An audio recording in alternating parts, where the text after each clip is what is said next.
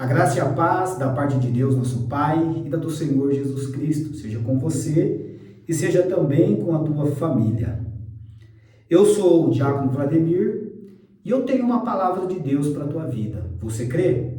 Então fique até o final desse vídeo, porque eu creio que Deus vai falar poderosamente com você. Abra aí a palavra de Deus em Mateus, capítulo de número 10. Vamos ler apenas o versículo de número 1.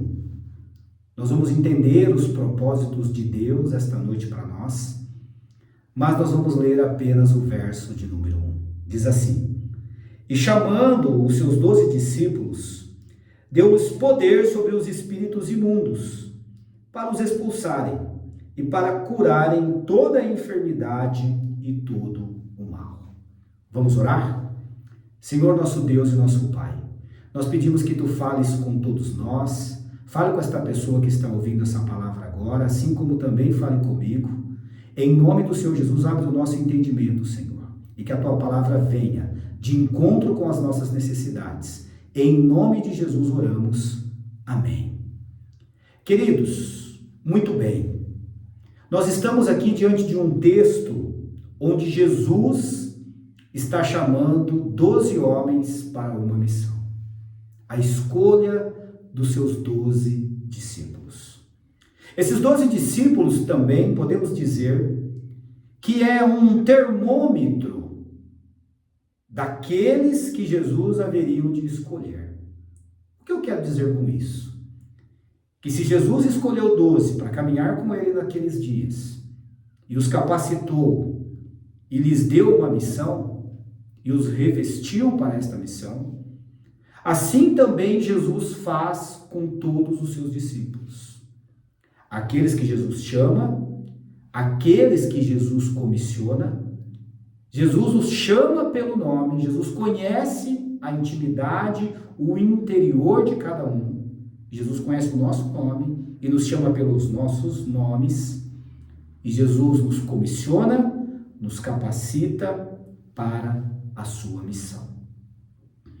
Aqui nesse texto, nós queremos dividir esse texto de Mateus capítulo 10 em 3 principais pontos.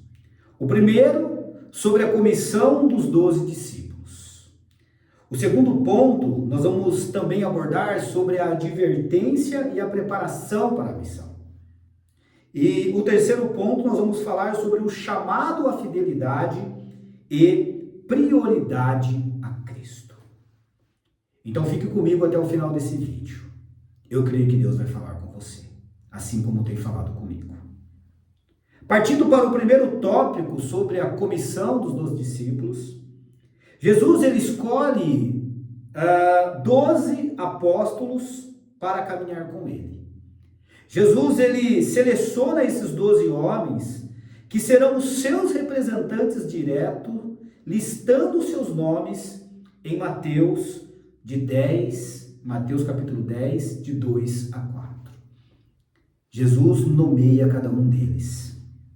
E eles seriam os seus representantes naqueles dias. Você sabia que você é um representante de Deus? Você sabia que você é um representante de Cristo nessa terra? Quando lhe vem isso aos seus ouvidos, o que você pensa? O que você imagina? Será que existe uma responsabilidade para mim? Será que você enxerga ser representante de Cristo como uma responsabilidade? Eu quero dizer para você que essa é uma grande responsabilidade. Porque nós estamos diante do Senhor dos Senhores. Nós estamos diante do Rei dos Reis. Nós estamos diante do Salvador de toda a terra, o nosso Senhor e Salvador Jesus Cristo. Então, meus queridos, esse é o primeiro aspecto. Jesus chama e Jesus nomeia.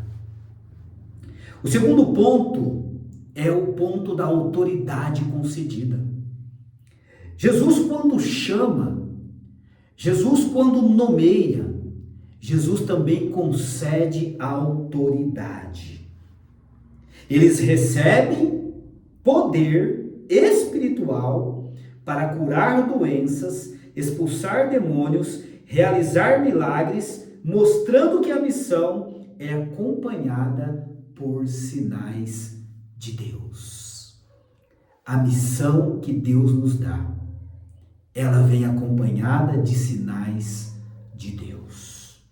Uma missão sem os sinais de Deus, ela pode ser duvidosa. Quando o Senhor chama, Ele também manifesta os seus sinais. O Senhor te dá autoridade. O Senhor te dá autoridade espiritual para curar doenças.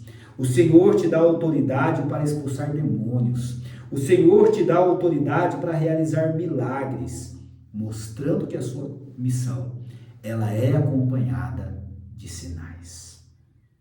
Bom, dentro ainda desse aspecto, não pouco importante, Jesus também fala sobre o destino de uma missão. Toda missão, ela tem um caminho a ser percorrido.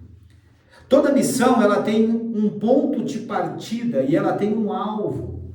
A missão de Deus sempre tem um alvo. Aqui nesse texto, a ordem é clara: ir primeiro às ovelhas perdidas da casa de Israel. Não ir aos gentios, nem aos samaritanos. Isso mostra o quê? A prioridade inicial do plano de Deus. O plano de Deus, a missão de Deus, sempre tem uma prioridade inicial. Aí você pode me dizer, mas irmão, o plano de Jesus era alcançar as ovelhas perdidas da casa de Israel, para alcançar toda a terra. É verdade. Mas naquele momento, a missão tinha um foco. E Jesus disse: vocês não vão aos samaritanos, vocês não vão aos gentios. Antes vocês irão às ovelhas perdidas da casa de Israel. A missão que Deus nos dá, ela inicia com um foco divino. Ela inicia com um foco de Deus. A missão que Deus tem te dado, meu querido, minha querida, você que está ouvindo a palavra de Deus nesse momento, ela é focada? Ela tem um início, uma direção bem clara e bem definida? A missão que Jesus deu para aqueles discípulos a princípio era uma missão muito bem definida: ir às ovelhas perdidas da casa de Israel. Talvez a missão que Deus deu para mim de pregar o evangelho seja definida para um grupo de pessoas. Eu não sei qual é a tua missão. Mas talvez Deus te chamou para você pregar dentro da tua família. Talvez Deus te chamou para você pregar para o seu pai, ou pregar para a sua mãe, ou pregar para o seu tio, para a sua tia, ou para qualquer pessoa que está próxima de você. Mas a missão de Deus, ela tem um foco. A missão de Deus sempre tem um foco. A missão de Deus não é bagunçada. A missão de Deus tem um foco, tem uma direção. E eu creio que se você estiver ouvindo essa mensagem, Deus está falando com você neste momento. Qual é o foco? Deus está mostrando para você qual é o foco que Ele te pediu. Pode ser que Deus não peça as mesmas coisas para todos. Logicamente, nós somos diferentes. Nós somos pessoas diferentes. Pode ser que a missão que Deus me deu não seja a mesma missão que a tua, o foco não seja o mesmo. Mas com certeza, o Senhor, quando te chamou, te deu um foco. Você está no foco de Deus? Primeiro, você entendeu qual é o foco de Deus na tua missão?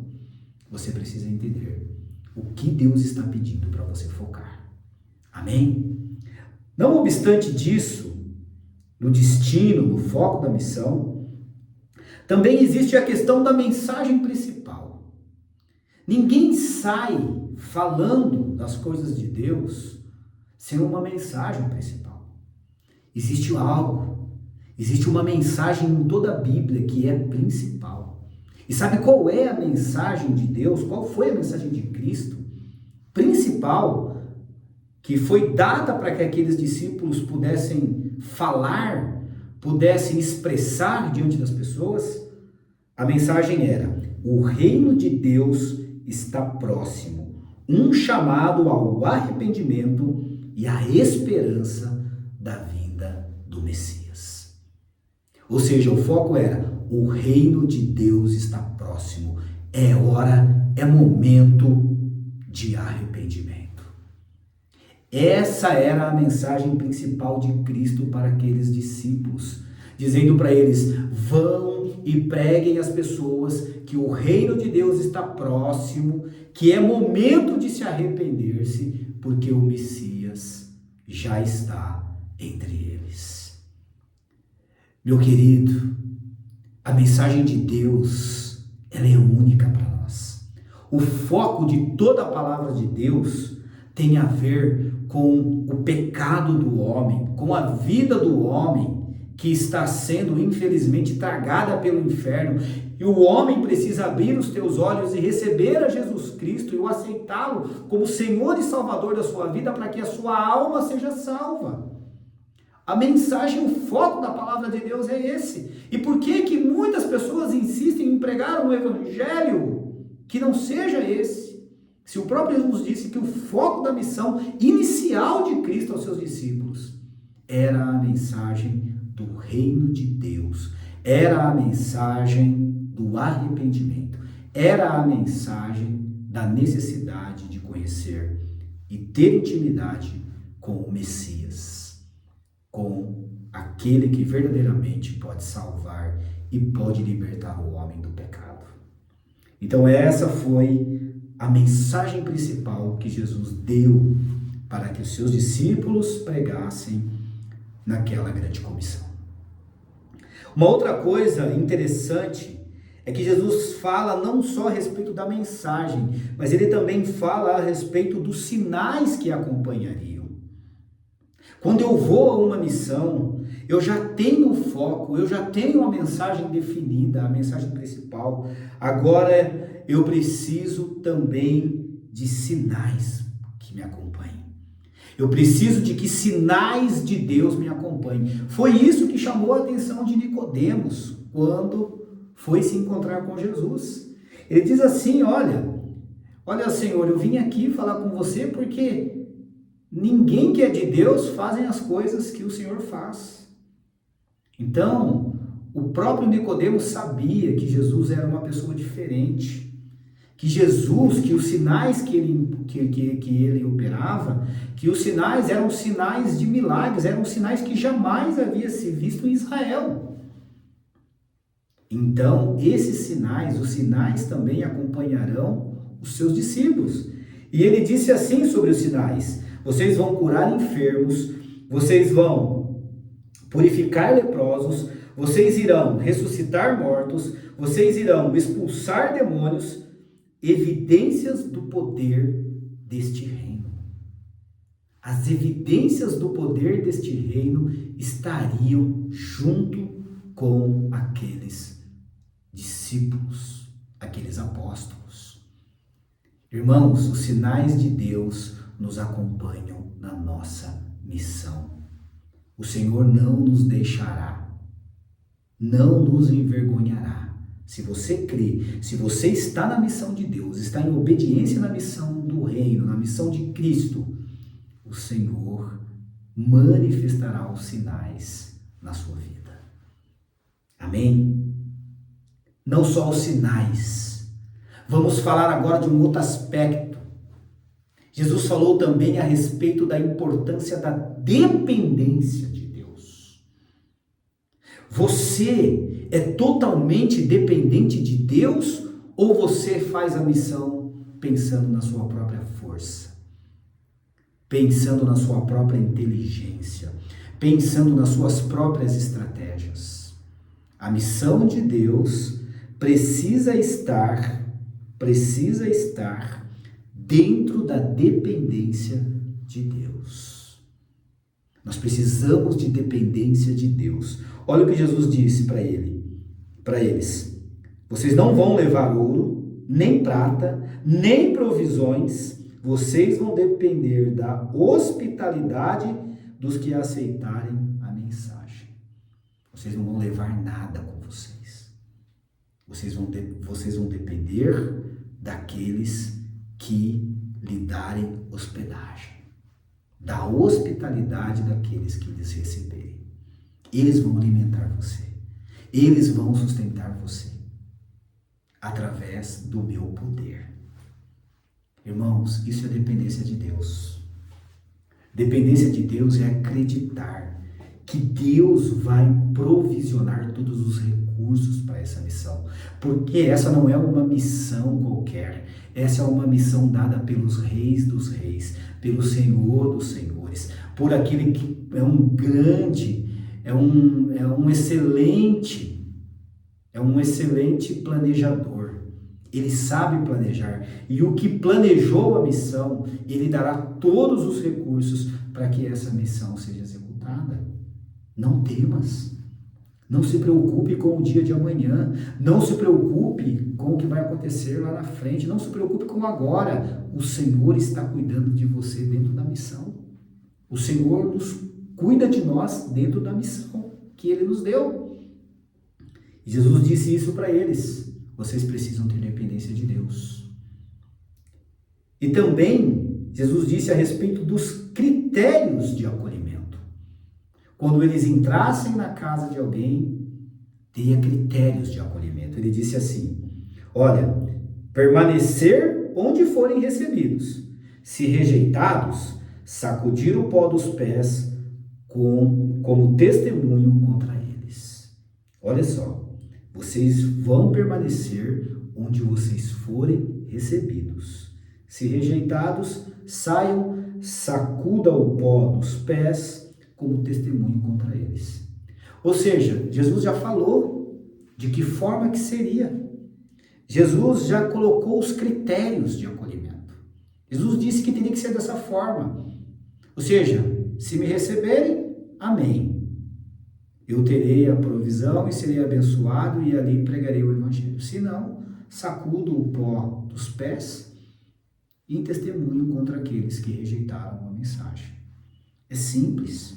Jesus é simples e direto. Ele nos dá o norte necessário. Partindo para o ponto de número 2 desta mensagem, nós vamos falar a respeito agora das advertências e preparações para essa missão. Toda missão de Deus tem advertência de Deus. Toda missão de Deus tem preparação para a missão. Você sabia disso?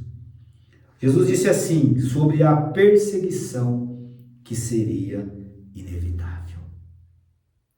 Você é perseguido? Você é muitas vezes perseguido na empresa, em casa, em qualquer outro lugar. Você é caluniado, você é indesejado. As pessoas não gostam muito de ouvir a mensagem da palavra de Deus que você prega. Eu quero dizer para você, isso é inevitável. Existem situações dentro da palavra de Deus, existem situações dentro do evangelho, dentro da missão que Deus nos dá, que são inevitáveis. E uma das coisas são as perseguições.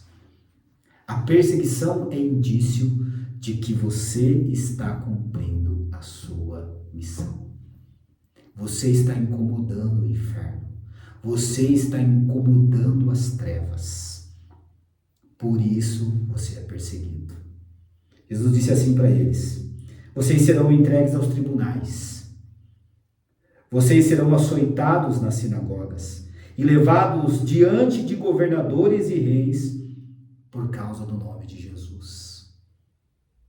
Irmãos, na missão nós somos advertidos sobre a perseguição. Mas não só isso. Dentro da missão também existe, no ponto das advertências e preparações para esta missão, existe o testemunho diante das autoridades. Quando eu decidi entrar na missão, eu preciso entender que eu serei um testemunho vivo. A minha vida servirá de testemunho para pessoas. E Jesus disse para aqueles discípulos que a vida deles serviriam de testemunho para autoridades. Para autoridades. Olha o que Jesus disse. Não se preocupar com o que dizer, o Espírito Santo falará por meio deles. Não se preocupar com o que dizer. O Espírito Santo falará por meio deles, ou seja, de vocês. Você está preocupado quando você for levado diante de alguém, até mesmo, quem sabe, uma autoridade? Jesus está falando para mim e para você, não se preocupe. Eu darei as palavras. O Espírito Santo de Deus, que habita em vocês, dará as palavras para vocês testemunharem. Uma outra coisa que nós vamos encontrar no meio da advertência e da preparação para a missão, que é divisões familiares. Mas Jesus não veio para nos unir mais, para unir mais a minha vida com a vida dos meus familiares, dos meus parentes? Não, ele diz que veio trazer espada. Isso que as pessoas não entendem, irmão. As pessoas não entendem a palavra de Deus. Muitas pessoas não leem as Escrituras, mas Jesus diz que ele veio trazer espada. Ele veio trazer dissensão entre nora e sogra, entre pai e filho, entre mãe e sua filha. Ele veio trazer dissensão. E o que ele quer dizer com isso? Ele quis dizer que quem seguir a ele terá que deixar algumas coisas para trás. E ele diz aqui para aqueles discípulos: o evangelho terá conflitos até entre pais e filhos, mostrando que seguir a Cristo pode custar relacionamentos. Você ama relacionamentos? Eu quero dizer para você, os relacionamentos são importantes. Jesus teve um bom número de relacionamentos. Mas observe a pregação de Jesus. Com quem que Jesus se relacionava? Com quem que Jesus tinha mais afinidade nos relacionamentos? Com quem realmente teria que estar mais perto de Jesus? Os líderes religiosos, aqueles que eram a elite espiritual daqueles dias, ou os pobres de espírito? Ou aqueles que precisavam da graça divina? Logicamente, são aqueles que precisavam da graça divina. Observe que Jesus ele tratou com rigor os escribas, os fariseus, os doutores da lei. Jesus tratou com rigor a elite espiritual, porque eles achavam que eles eram os melhores. E Jesus confrontou a identidade interior de cada um deles, mostrando que eram hipócritas, mostrando que era raça de víboras, mostrando que eram pessoas que, infelizmente, não estavam sendo dirigidas por Deus, mas o espírito de Satanás estava sobre os vossos corações. Então, observe que na missão pode lhe custar relacionamentos. E isso aconteceu com os discípulos. Eles tiveram muitas vezes que deixar familiares, amigos, parentes para seguir Jesus. Amém? Preste atenção nisso. Esse é um dado importante da palavra de Deus.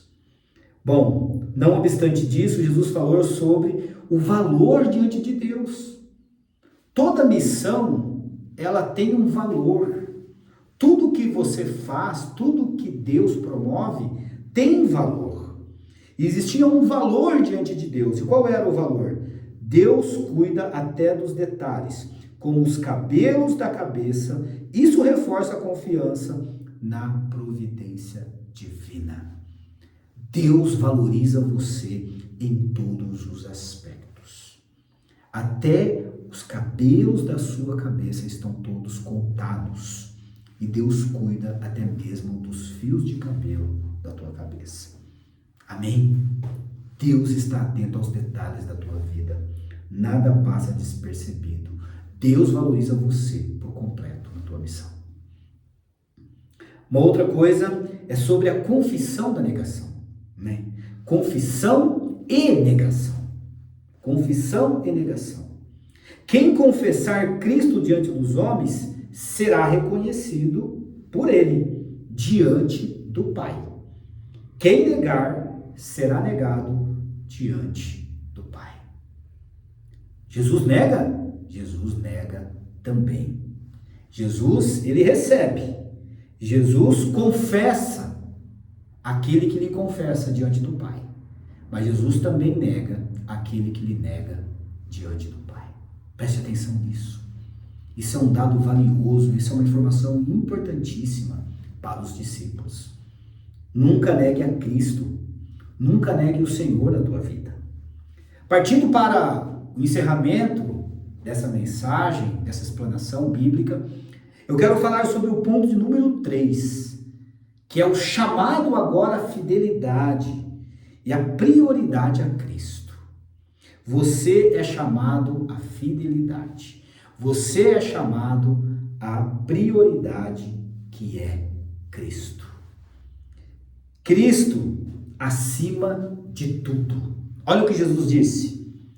Amar Jesus mais do que pai, mãe, filhos. Ele deve ser a prioridade absoluta. Mas eu não tenho que amar a minha esposa, eu não tenho que amar meus filhos, eu não tenho que amar meu marido, meus pais? Você pode, mas não pode amar mais do que a Jesus. Você tem que amar Jesus mais do que todas as coisas. Cristo acima de tudo. Acima das suas vontades. Acima dos seus filhos. Acima da tua esposa. O relacionamento com Cristo eu estou falando.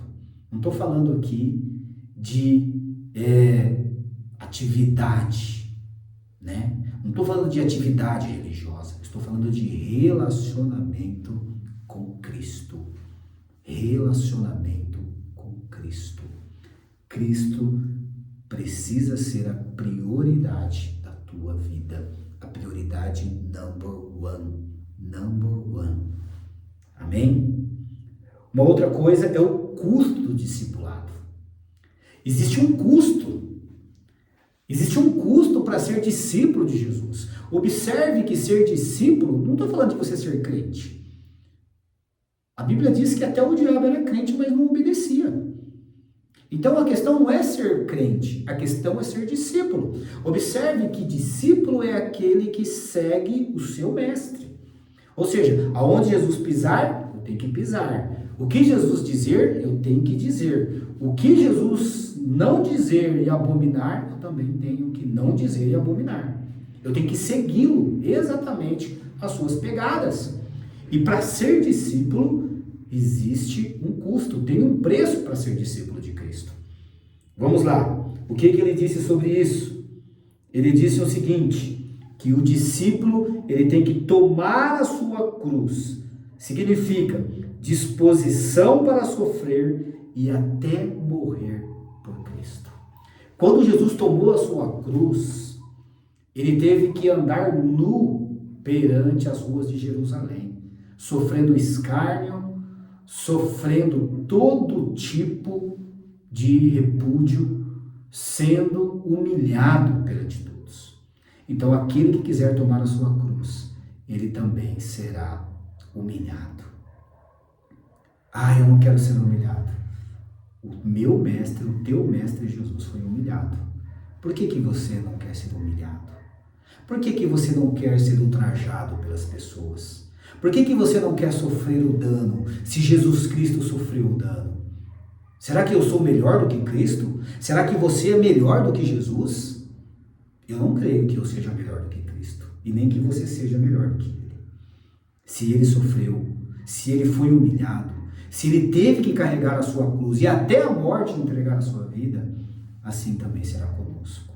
Lembre-se de que todos os apóstolos de Cristo foram mártires.